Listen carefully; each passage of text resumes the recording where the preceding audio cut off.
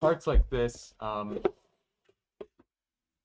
a regular print surface, getting it, so this is a really thin base layer. Mhm. Getting something like that off can be pretty tricky, just because you don't really get a lot of leverage, especially these ones are quite flexible. Like, yeah, like because they're tall, you do get a fair bit of force if you kind of But the grip. single wall prints, like if this Yeah, was like on one of those this standard actually beds, cracks if you yeah, pull it.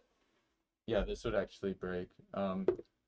So yeah, those are some pretty massive prints we've done.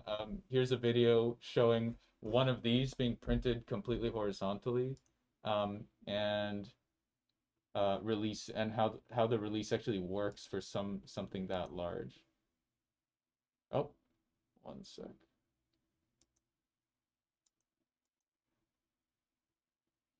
Hmm.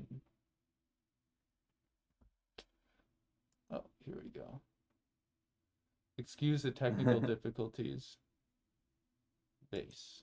There we go. Yeah. So this is just after printing. This is actually on an Ender 5 that I had at home. Oh wow. So um Ooh, it's slipping.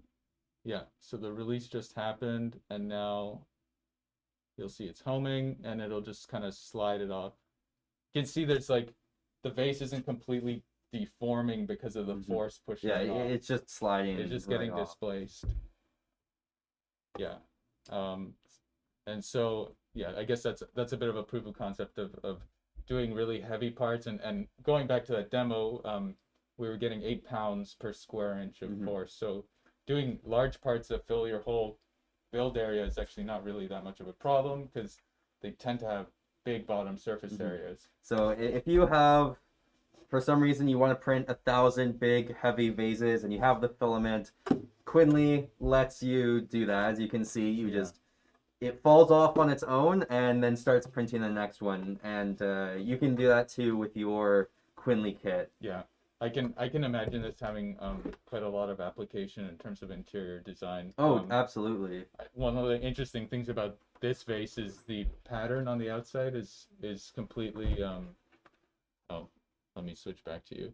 It's completely it's procedurally generated.